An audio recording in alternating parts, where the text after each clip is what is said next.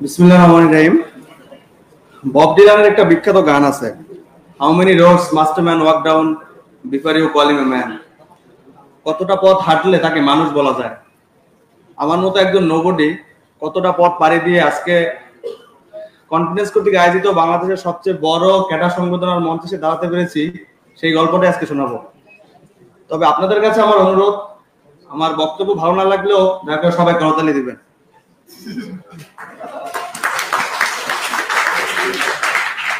আজকের এই অনুষ্ঠানে মঞ্চে উপস্থিত মান্যবর অতিথি ও শ্রোত শিক্ষকবৃন্দ, আমার সামনে উপস্থিত ভবিষ্যৎ সহকর্মী ও আগত দর্শনার্থীবৃন্দ, আসসালামু আলাইকুম। আমার জীবনটা একটা বেনামি চিঠির মতো, উপযুক্ত ঠিকানার অভাবে শুধু পোস্ট অফিসেই পড়ে থাকে, গন্তব্যে পৌঁছাতে পারে না। দুর্ভাগ্যবশত আমি আমার পিতৃভূমিতে বড় হতে পারিনি। পরগাছা হিসাবে যেখানে বড় হয়েছি সেখানে আমার বাবার নামে আমাকে কেউ চিনত না, কোনো বংশীয় বাড়ি আমার ছিল না।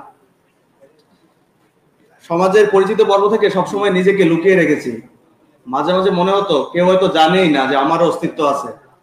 তবে পরিচয়হীনতার সবচেয়ে বড় ধাক্কাটি খাই আমি 2015 সালে। তখন বিশ্ববিদ্যালয়ের ফার্স্ট সেমিস্টার, সবকিছুর পাশাপাশি গোপনে ছোট্ট একটা প্রেম করতাম। এবং আমার সেই বসন্তে কালবৈশাখীর মতো হঠাৎ এক চৌধুরী সাহেব এসে বললেন, আমার মেয়ে কেটে গাঙ্গে ভাসিয়ে দেবো, তবুও তোমার সাথে মেয়ে বিয়ে দিব না। আমি তার কথা এতটাই ভয় পেলাম যে কিছুদিন পরে তার মেয়েকে নিয়ে সেটা কনফারেন্স করে ফেললাম। এই সেই মেয়ে যে 9 বছর আগে তার সাজানো বাগান ছেড়ে আমার এই শূন্যতে হাত লেগেছিল। তাই আপনাদেরকে বলছি, যে নারী শূন্যতে পাশে থাকে সেই বউ আর যোগ্যতা রাখে। আমি আমার সন্তানের প্রতি, তবে সেদিন আমি প্রতিজ্ঞা করেছিলাম, মাথা উঁচু করে দাঁড়াবার মতো এমন কিছু করলে তবেই শ্বশুরবাড়ি চৌকাট করাবো, তা আমাকে কখনোই না। সুশান্ত বল স্যারের এক ক্যারিয়ারটা আমার জীবনকে বদলে দিয়েছে। তার ক্যারিয়ারটা শোনার পরে আমি বিসিএস এর স্বপ্ন সারথি হয়ে উঠি। কারণ আমি বিশ্বাস করি, যার কোনো স্বপ্ন নাই তার কোনো ভবিষ্যৎ নাই। আমার স্বপ্নে আজকে আমাকে এখানে নিয়ে এসেছে। ভিত্তি, এখলাস এবং হাই সিজিপিএ এগুলো কোনোটাই আমার জীবনে আসেনি। আমার জীবনে এসেছে অবহেলা, লাঞ্ছনা এবং হাসি ঠাট্টা। কলেজে টেস্ট পরীক্ষা ফেল করেছিলাম, তাই অনেক কষ্ট করে আমার শিক্ষকদের হাত পাও ধরে আমি উচ্চ মাধ্যমিক পরীক্ষা দেওয়ার অনুমতি পাই। কিছু মহান হৃদয়ের ছাত্রছাত্রী যারা ভর্তি না হওয়াতে একটি ছোট পাবলিক বিশ্ববিদ্যালয়ে ওয়েটিং থেকে চান্স পেয়েছিলাম। আর বিশ্ববিদ্যালয়ে তো পড়াশোনা ছাড়া আমাকে সবকিছুই করেছি আলহামদুলিল্লাহ। তো আমার অনার্স কিংবা মাস্টার্সের রেজাল্ট এতটাই খারাপ, প্রথমে ভেবেছিলাম আমি সবার শেষে, পরে আমার দু একজন হৃদয়বান বন্ধুদের থেকে একটু শান্তি পেয়েছিলাম।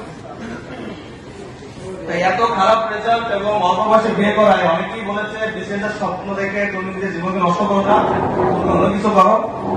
তবে আমি সবসময় বিশ্বাস করি, পৃথিবীতে ওই দেশটা সবচেয়ে বেশি আনন্দের, যেটা তোমার আশেপাশে সবাই বলে তুমি করতে পারবে না, সেটা করে দেখানো। আমি সেটা করে দেখিয়েছি।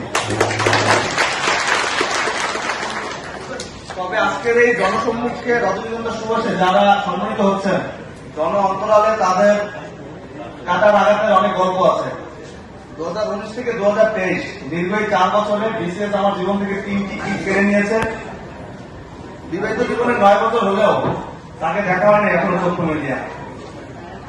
আমি আমার ক্যাম্পাসে সেই আড্ডাবাজ ছেলেটি, সমাজের সকল সামাজিকতা বন্ধু বান্ধব থেকে নিজেকে গুটিয়ে নেই। তখন আমি মূলত জীবন থেকে দুপা পেছাই 20 বছরের একটা লাভ দেওয়ার জন্য। কারণ একটা বাঘ যখন দুপা পেছায় তার মানে এই নয় যে সে ভয় পেয়েছে, অনেক জোরে একটা লাভ দেওয়ার জন্য দুপা পেছাতেই হয়।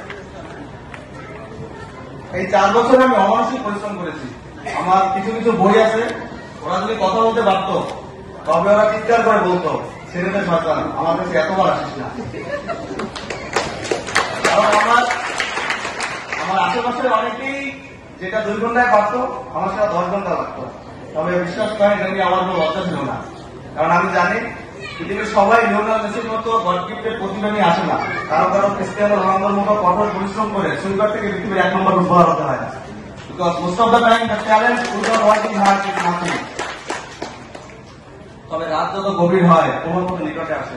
2023 সালে মহান আল্লাহ আমাকে 2 বার ভয় পুরস্কার দিয়েছেন। 2023 সালে আমি নবম গ্রেডের একটি সরকারি চাকরি পেয়ে মাথা উঁচু করে 8 বছর পরে বর্ষে আমার শ্বশুর বাড়ি গিয়েছি প্রথম। আমি পরিচয়হীন সেই ছেলেটি আমার গ্রামের আজ প্রথম বিসিএস ক্যাডার। তবে 41 বিসিএস মৎস্য ক্যাডারে সুপারিশপ্রাপ্ত হওয়ার পরে অনেকেই বলেছে টেকনিক্যাল সাবজেক্ট ছিল তাই ক্যাডার হয়েছ, তাই মহান আল্লাহ 43তম বিসিএস আমাকে কলকাতায় সুযোগ দান করেছেন। তবে আমার জীবনের সবচেয়ে বড় ব্যক্তি পাই আমি 2 মাস আগে। আমাদের পরিবারকে আলো করে আমার প্রথম সন্তান জন্ম নেয়। তো ওকে যখন আমি প্রথম দেখি তখন আমার একটা কথাই মনে হয়েছে, যা ওকে অন্তত কেউ বলতে পারলেও বলতে পারবে উনি সহকারী কর কমিশনার ছিলেন।